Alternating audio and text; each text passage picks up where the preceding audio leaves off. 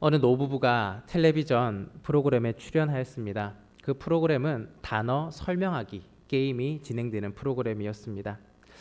이 노부부가 서로 알아맞혀야 할 단어는 천생연분이라는 단어였습니다. 할아버지가 물었습니다. 임자, 나와 당신 같은 사이를 뭐라고 하지? 할머니가 대답합니다. 왼수. 할아버지가 다시 설명합니다. 아니 그거 말고 네 글자로 말해봐. 할머니가 대답했습니다. 평생 왼수. 할머니와 할아버지는 단어를 잘 설명하지 못하고 알아맞추지 못하였습니다. 그런데 오늘 우리가 신앙생활하면서 우리가 설명하지 못하고 그 뜻을 정확히 알지 못하는 단어가 있습니다. 바로 예배입니다. 여러분은 이 자리에 왜 오셨습니까? 네. 이 자리에서 우리가 드리는 이 행위를 무엇이라고 부릅니까? 예배. 그렇다면 물어보겠습니다. 아침에 집을 나오실 때 뭐 하러 간다고 말씀하셨습니까?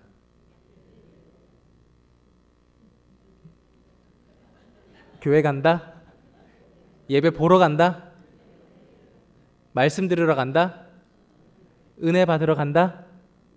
정확한 표현은 예배 드리러 간다입니다. 물론 예배의 자리는 은혜가 넘치는 자리입니다. 말씀이 선포되는 자리입니다. 그러나 가장 정확한 표현이 뭐라고요? 예배 드리러 간다. 예배라는 단어의 뜻이 있습니다. 예배. 뜻은 이렇습니다. 초월적인 존재 앞에 경배하는 의식, 그러한 행위를 행하는 것, 이것을 예배라고 부릅니다. 또 영어는 이렇습니다. 서비스, 워십. 서비스 뭘까요? 제공하는 것, 드리는 것입니다. 워십. 예배지만 그 원래의 원어의 뜻은 worth, 가치 있는 것에 대한, 가치 있는 것을 하나님께 드리는 것. 이것이 바로 예배입니다. 한자로는 어떤지 아십니까? 예배. 예절할 때 예. 배, 절, 배. 하나님 앞에 예를 다하여 절하는 것. 이것을 우리는 예배라고 부릅니다. 종합하면 무엇입니까? 최고의 존재이신 하나님, 절대자이신 하나님께 내가 가진 최고의 것으로 영광과 존귀를 올려드리는 것, 최상의 가치를 하나님께 드리는 것, 내가 받는 것이 아니라 하나님께 최고의 것을 드리는 것, 이것을 바로 예배라고 부릅니다. 자, 그러면 이제 저와 여러분, 하나님이 받으실 만한 예배를 드리고 계십니까? 우리는 하나님께서 받으실 만한 예배를 드리고 있습니까?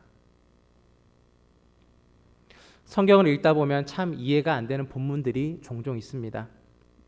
저는 성경을 읽다가 의문만 가지게 되는 본문들이 여러 개 있었는데요. 그 중에 하나가 창세기에 기록된 처음 제사입니다. 인류 최초로 드려지는 예배, 제사. 이 본문이 저를 많이 고민하게 만들었습니다. 여러분 혹시 어떤 본문인지 알고 계십니까? 성경에서 최초로 하나님께 드려진 예배, 제사가 기록된 본문. 가인과 아벨이 드린 제사입니다. 창세기 4장 3절로부터의 말씀입니다. 세월이 지난 후에 가인은 땅의 소산으로 제물을 삼아 여호와께 드렸고 아벨은 자기도 양의 첫 새끼와 그 기름으로 드렸더니 여호와께서 아벨과 그의 제물은 받으셨으나 가인과 그의 제물은 받지 아니하신지라. 가인이 몹시 분하여 안색이 변하니. 아멘. 가인은 농사를 짓는 사람이었습니다. 그는 땅의 소산물을 삼아서 하나님께 드렸습니다. 아마도 땅의 소산물 중에 가장 핵심이 되는 열매 그리고 곡식으로 제사를 드렸을 것입니다. 그리고 아벨은 양을 치는 사람이었습니다. 자신의 양의 첫 새끼와 그 기름으로 하나님께 제사를 드렸습니다. 여기까지는 너무 좋은 본문이죠. 그런데 여기서 긴장되는 사건이 발생합니다. 하나님께서 아벨의 제물은 받으셨지만 가인의 제물을 받지 않으셨습니다. 결국 이 제사의 자리, 처음 예배의 자리는 인류 최초의 살인으로 이어지게 되었습니다. 하나님께 드리는 예배의 자리가 시기와 질투의 자리가 되고 결국 범죄의 자리로 이어지는 참담한 사건으로 마무리되었습니다. 여기에서 의문입니다. 왜 하나님은 한 사람의 제물은 받으시고 또 다른 사람의 제물은 받으시지 않으셨을까요? 창세기 4장 본문의 말씀을 살펴보면 그 어디에도 명확한 답이 나와 있지는 않습니다. 여러분은 무엇 때문이라고 생각하십니까? 왜 하나님께서는 아벨의 제물은 받으셨고 가인의 제물은 받지 않으셨을까요? 하나님께서 채식보다 육식을 즐겨 하시는 것일까요? 그거는 분명히 아닐 것입니다. 단지 히브리서 11장에 보면 이렇게 기록되어 있습니다. 히브리서 11장 말씀입니다. 믿음으로 아벨은 가인보다 더 나은 제사를 하나님께 드림으로 의로운 자라 하시는 증거를 얻었으니 하나님이 그 예물에 대하여 증언하심이라. 그가 죽었으나 그 믿음으로써 지금도 말하느니라. 아멘. 믿음으로. 히브리서 본문을 따르자면 아벨은 가인보다 더 나은 제사를 드렸습니다. 그 근거를 믿음이라고 합니다. 바로 제물에 드리는 정성의 차이였습니다. 어떠한 정성으로 하나님께 예배 드리느냐, 그 차이가 하나님께서 받으시느냐 받지 아니하시느냐의 차이가 되었습니다. 창세기의 본문을 보면 단지 가인은 땅의 소산으로 제물을 드렸다고 언급되어 있습니다. 그런데 아벨은 어떻습니까? 상세한 내용이 기록되어 있습니다. 양의 첫 새끼와 그 기름으로 드렸다라고 합니다. 아벨은 처음이라는 것에 의미를 담아서 하나님께 올려 드렸습니다. 그리고 그것을 그냥 드리는 것이 아니라 그 기름을 구별하여 드렸다라고 기록하고 있습니다. 그 기름을 얻기 위해서는 어떠한 노력이 필요할까요? 양을 잡습니다. 그리고 그 부위별로 나눕니다. 기름이 둘려진 부분을 따로 구별하여 하나님께 올려 드리는 것입니다. 바로 정성을 다한 예배였습니다. 하나님께서는 제물의 가치보다는 그 제물을 드리는 자의 정성, 그 마음을 보시는 것입니다. 만약에 가인이 땅의 소산물로, 땅의 곡식으로 하나님께 제물을 드렸다면 어떠한 정성으로 이 제물을 올려 드렸어야 했을까요? 어떻게 했다면 하나님께서 받으시는 제물, 그 예배가 될 수가 있었을까요? 거기에 대한 답을 우리는 함께 우리가 읽었던 레위기 2장 본문에서 찾아보려고 합니다. 이 시간 레위기 2장에 기록된 소제의 제사, 곡물로 드리는 제사를 통하여서 하나님이 받으시는 예배에 대한 답을 함께 묵상해 보기를 원합니다. 자, 그렇다면 하나님이 기뻐 받으시는 예배, 하나님이 받으시는 예배는 어떠한 예배일까요? 첫 번째입니다. 첫 번째, 고운 가루의 예배입니다. 한번 따라해 볼까요? 고운 가루의 예배입니다. 고운 가루의 예배입니다. 1절 말씀입니다. 누구든지 소제의 예물을 여호와께 드리려거든 고운 가루로 예물을 삼아 그 위에 기름을 붓고 또 그 위에 유향을 놓아. 아멘. 요즘은 고운 가루를 얻기가 너무나 쉬운 시대입니다. 쌀이나 찹쌀을 빻을 때 어떻게 하십니까?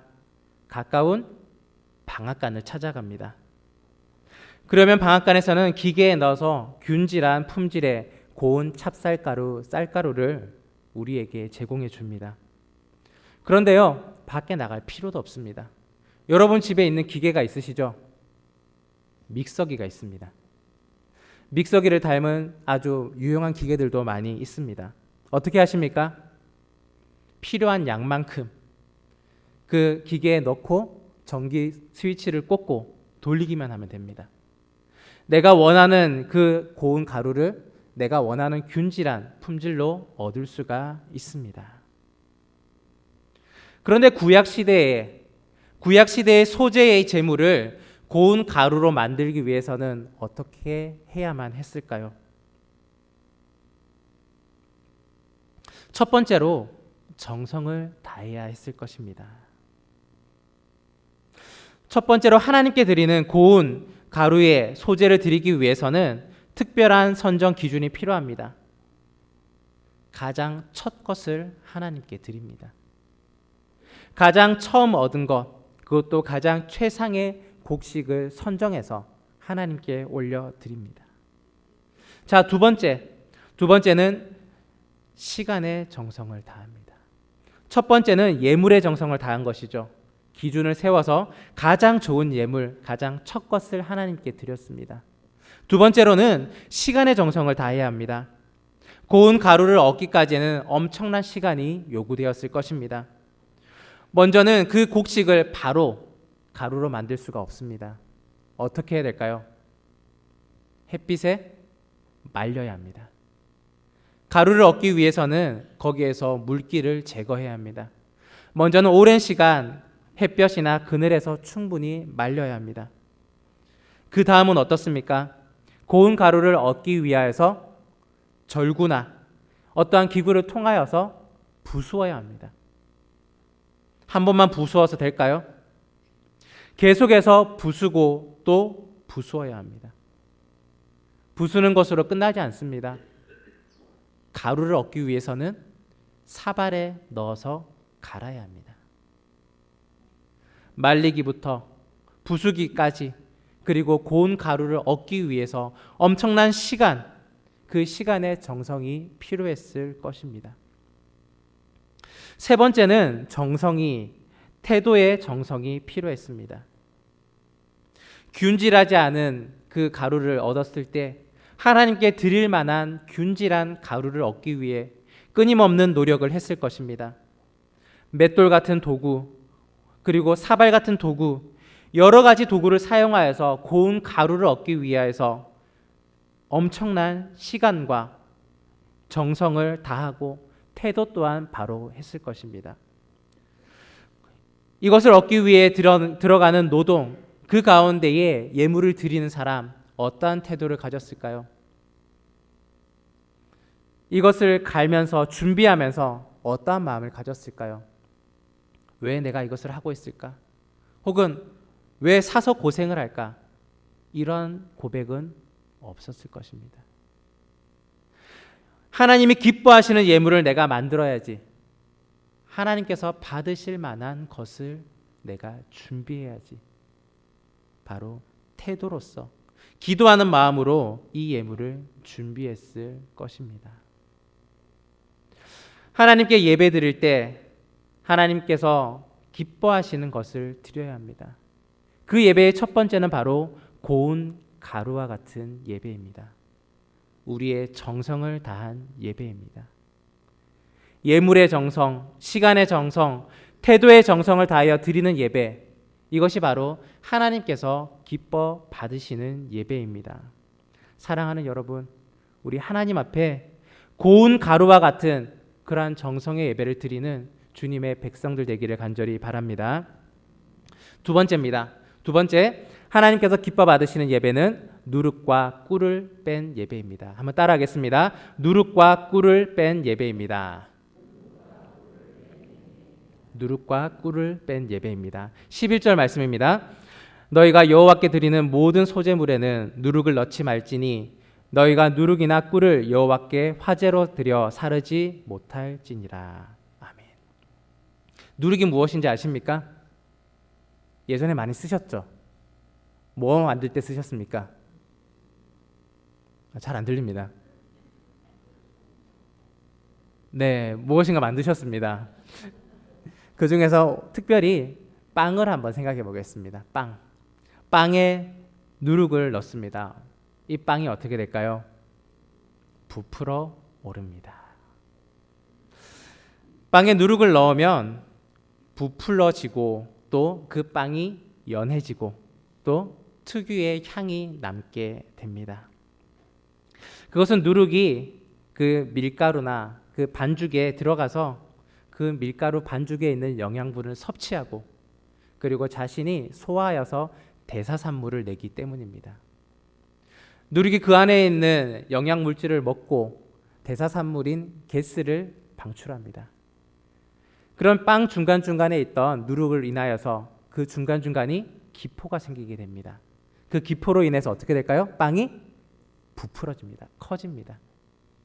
또한 그 대사산물을 통하여서 누룩의 특유의 향이 그 빵에, 그 반죽에 남게 되는 것입니다. 왜 하나님은 소재에 누룩을 넣지 말라고 하셨을까요?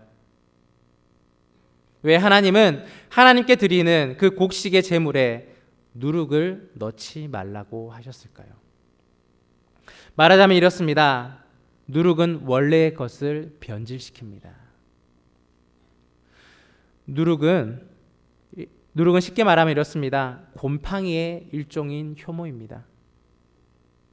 말하자면 그 빵의 반죽을 어느 정도 변질시키는 것입니다. 썩게 만드는 것입니다. 원래의 향이 아닌 다른 향으로 바꾸어 버립니다. 하나님은 변질된 것을 원하시는 분이 아니십니다. 하나님은 처음의 것, 처음의 정성, 원래의 것들을 바라시는 분이십니다. 누룩을 넣지 말라고 하셨습니다. 예배는 변질되지 말아야 합니다. 예배는 원래의 마음 그대로 하나님께 가지고 와야 하는 것입니다. 하나님께 예배드리는 자는 그 어떤 것도 변질시키지 말아야 합니다. 하나님께 가지고 온 원래의 정성, 순수한 마음, 하나님을 향한 그 사랑과 열정 그대로를 하나님께 가지고 나와야 하는 것입니다. 또 다른 누룩의 특징이 있습니다. 변질 다음으로 부풀게 만드는 것입니다. 누룩이 들어가서 하나님이 받으실 그 소재의 곡식, 그것을 부풀게 만든다면 그것은 하나님이 받으시기 전에 누룩이 먼저 그것을 먹게 된 것입니다. 누룩은 자신이 먹어버린 것, 그것을 티가 나지 않게 할 뿐만 아니라 겉 모양을 부풀려 버립니다. 원래의 것들보다 더 크게 만들기도 하고 또 변질시키기도 하는 것입니다. 하나님이 받으셔야 될 그 소재의 제물, 그것을 먼저 손댄 것이 바로 누룩입니다. 하나님께 드리는 예배, 하나님께 드리는 정성, 영광, 그 누구도 하나님 이외에는 받아서는 안 되는 것입니다. 누룩을 넣지 말라고 하였습니다. 하나님의 영광을 먼저 가로채는 일들을 제외시켜야 합니다. 또한 예배는 과장되어서도 안 됩니다. 온전히 하나님께서 받으실 만한 원래의 것, 원래의 정성, 그것을 하나님께 올려드리는 것입니다. 과장이나 허위가 아니라 진실한 예배를 하나님께 올려드리는 것, 그것이 바로 누룩을 뺀 예배입니다. 누룩과 함께 넣지 말 것이 한 가지 더 있습니다. 그것은 바로 꿀입니다. 꿀. 왜 하나님은 꿀을 소재의 그 제물에 넣지 말라고 하셨을까요? 말하자면 꿀은 달콤한 것입니다. 달콤한 것. 바로 세상의 유혹과 같은 것입니다. 우리가 살고 있는 세상에는 달콤한 유혹들이 너무나 많이 있습니다. 여러분 혹시 금요일 밤에 거리를 나가보신 일이 있으십니까? 가까운 부산역 혹은 조금 더 나아가서 남포동, 거기에 나가보시면 어떻습니까? 우리의 오감을 자극하는 많은 유혹들이 있습니다. 쾌락을 쫓는 일들, 음란한 것들을 쫓는 일들, 또한 세상의 달콤한 것들을, 그 많은 것들이 세상 가운데 널려 있습니다. 잠시만 생각해 보아도 하나님께서 기뻐하시는 일이 아니라는 생각이 들 것입니다. 하나님이 원하시는 것은 무엇입니까? 쾌락과 죄를 쫓아가는 것이 아니라 거룩함과 하나님을 닮은 모습으로 살아가는 것입니다. 구약시대의 아브라함 시대, 이때에 쾌락과 음란을 쫓아갔던 도시가 있습니다. 바로 소돔과 고모라입니다. 이 도시는 어떻게 되었습니까? 하나님의 심판을 받아서 유황불이 떨어졌습니다. 흔적도 없이 사라지게 되었습니다. 세상의 달콤한 것, 세상의 유혹거리들, 그것은 하나님이 기뻐하시는 것이 아닙니다. 하나님은 거룩한 백성으로 우리를 부르셨습니다.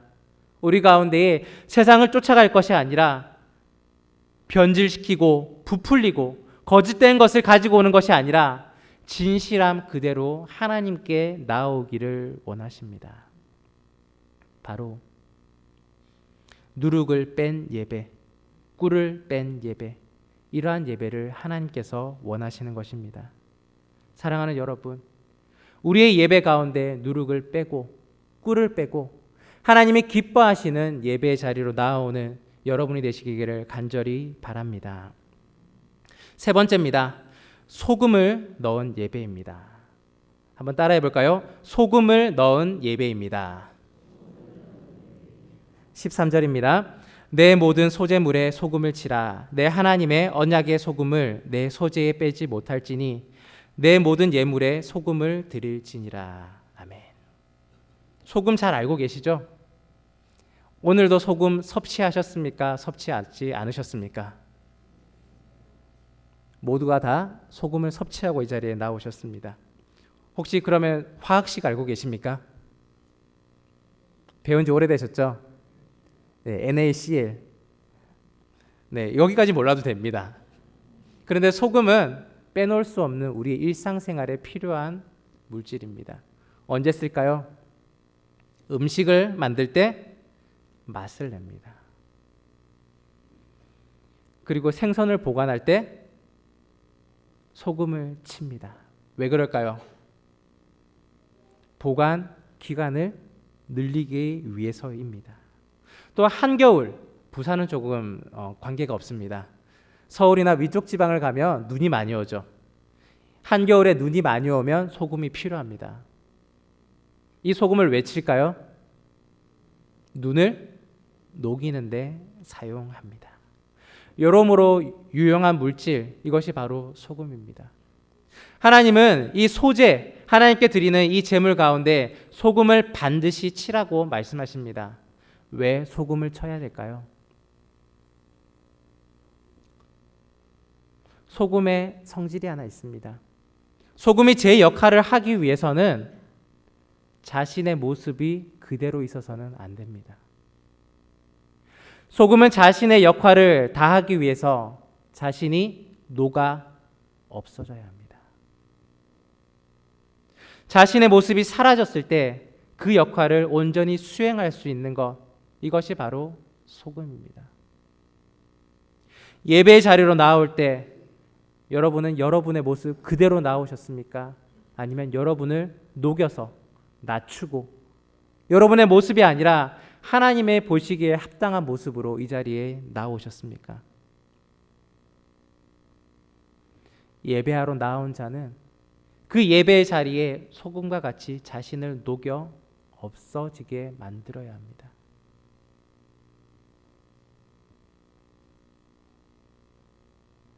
거룩하신 하나님 앞에 나오는 것이 바로 예배입니다. 죄된 나의 본질, 나의 모습 그대로 하나님 앞에 나온다면 그것은 바로 죽으려고 나오는 것과 같습니다. 구약 시대에 하나님을 만나는 것, 하나님 앞에 선다는 것, 그것은 죽음을 의미했습니다. 이사야 선지자는 하나님의 영광을 눈으로 바라보았습니다. 그리고 그는 이렇게 고백합니다. 화로다, 나는 이제 망하게 되었도다. 만군의 여호와이신 왕을 배웠습니다. 그때에 천사인 스랍이 나타나서 핀 숯을 가져와 이사야의 입에 대었습니다. 그리고 그를 정결하게 만들었습니다. 이사야는 죽음을 면하게 되었습니다. 거룩하신 하나님 앞에 나아갔을 때 죄된 인간은 죽을 수밖에 없기 때문입니다. 또 제사장 중에서 단 한 사람, 대제사장만이 1년에 한 번 지성소로 들어갈 수가 있었습니다. 지성소란 어떤 곳일까요? 하나님과 인간이 대면하는 곳입니다. 지성소 안에는 하나님과 인간이 만남의 장소로 정해져 있습니다. 아무리 구별되어서 선택된 대제사장이라 할지라도 부정하고 거룩하지 않다면 지성소 안에서 하나님을 배웠을 때 죽을 수밖에 없습니다. 그래서 대제사장은 지성소를 들어가기 전에 한 가지 준비 작업을 하고 들어가야 합니다. 그것은 바로 그의 발에 끈을 묶는 것입니다. 혹여나 이 대제사장이 죄가 있는 그대로 지성소에 들어가서 죽게 된다면 그를 그 지성소에서 꺼내기 위해서 발에 끈을 묶어 두었습니다. 이렇듯이 우리는 누구도 거룩할 수가 없습니다. 거룩하지 아니하는 인간, 그 있는 모습 그대로 죄의 모습으로 하나님 앞에 나아간다면 우리는 죽을 수밖에 없습니다. 그렇게 우리는 예배드리러 나아갈 때에, 하나님 앞에 나아갈 때에 소금처럼 우리를 녹여서 우리에 있는 그 모양 그대로가 아니라 우리의 모양을 버리고 낮아짐으로 하나님 앞에 나아가야 하는 것입니다. 또한 소금에는 다른 성질이 있습니다. 썩지 않게 만듭니다. 물질을 썩게 만드는 이유가 있습니다. 그것은 바로 세균 때문입니다. 세균이 물질을 소화시키고 증식함으로써 그 물질을 변하게 만드는 것입니다. 소금은 어떠한 능력으로 물질을 썩지 않게 만들까요? 소금 자체에는 살균 능력이 없습니다. 그러나 소금은 세균이 증식하지 못하게 막는 역할을 합니다. 오래전에 여러분 과학 시간에 혹시 배우셨습니까? 삼투압. 기억나십니까? 삼투압. 세균이라는 이 생명체는요, 입이나 그 어떤 외부의 물질을 받아들일 기관이 없습니다. 세포로 존재하고요, 그 세포 밖에 있는 물질을 안으로 투과시킵니다. 이 투과시키는 역할을 삼투압이라는 작용으로 만들어 갑니다. 밖에 있는 물질을 안으로 끌어들이는 그 일을 하는 그 작용이 바로 삼투압인데요. 고농도의 물질에 저농도의 액체가 빨려 들어가는 그러한 작용으로서 물질을 공급받습니다. 그런데 소금은 말하자면 세균의 세포 바깥쪽에 물질을 고농도로 만들어 버립니다. 결국 어떻게 되느냐? 소금을 친 그 물질 가운데는 세균이 다른 액체나 그 용질들을 끌어들이지 못합니다. 받아들이지 못한 세균은 증식하지 못하게 되는 거죠. 결국 세균은 증식하지 못합니다. 소금의 역할이 이러합니다. 이러한 성질을 통하여서 음식을 썩지 않게 만드는 것, 그것이 바로 소금입니다. 소금, 하나님의 소재에는 변하지 아니하는 소금을 치라고 말씀하십니다. 변하지 아니하는 약속으로 나오라는 말씀입니다. 소금 언약, 하나님의 언약 앞에 또한 나 또한 변하지 아니하는 하나님과의 약속으로 이 자리 앞에 나아오는 것입니다. 변질되지 아니하는 것으로 하나님께 드리는 것, 이것이 바로 예배입니다. 하나님께서 받으시는 예배는 소금과 같이 우리의 모습을 나타내지 아니하고 녹여서 낮아지는 예배이며, 또한 변하지 아니하는 약속과 변하지 아니하는 마음으로 하나님께 드리는 것입니다. 사랑하는 여러분, 소금과 같이 변하지 아니하는 모습으로, 자신을 낮춘 모습으로 하나님 앞에 예배드리는 여러분이 되시기를 간절히 바랍니다. 여기에서 빠뜨린 것이 하나 있습니다. 뺄 것은 빼고 넣을 것은 넣습니다.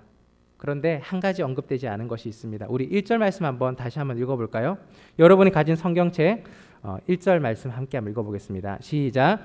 누구든지 소재의 예물을 여호와께 드리려거든 고운 가루로 예물을 삼아 그 위에 기름을 붓고 또 그 위에 유향을 놓아. 아멘. 기름. 우리 하나님의 은혜의 보좌로 나아갈 때 기름을 가지고 나가야 합니다. 하나님의 기름 부으신 성령님의 역사하신 가운데에 그 예배를 하나님께 올려드리는 것입니다. 또한 유향을 더해야 합니다. 향기로 하나님께 올려드리는 것입니다. 성도의 기도, 하나님께 올려드리는 그 정성 가운데에 기름, 성령님께서 인도하시는 가운데에 또한 기도함으로써 하나님 앞에 예배드리며 하나님 앞에 온전한 정성을 올려드리는 것, 그것이 바로 하나님이 받으실 만한 예배입니다. 오늘 우리는 소제의 제사, 곡식으로 드리는 그 예배를 통하여서 하나님이 받으시는 예배에 대하여 함께 묵상해 보았습니다. 첫 번째가 무엇이었습니까? 고운 가루의 예배. 두 번째, 누룩과 꿀을 뺀 예배. 세 번째, 소금을 넣은 예배입니다. 사랑하는 여러분, 이러한 예배를 하나님께 드리시기를 바랍니다. 아벨의 제사처럼 하나님께서 기뻐 받으시는 예배, 그 예배를 오늘 저와 여러분이 드리는 사랑하는 주님의 백성 되기를 간절히 바랍니다. 기도하겠습니다.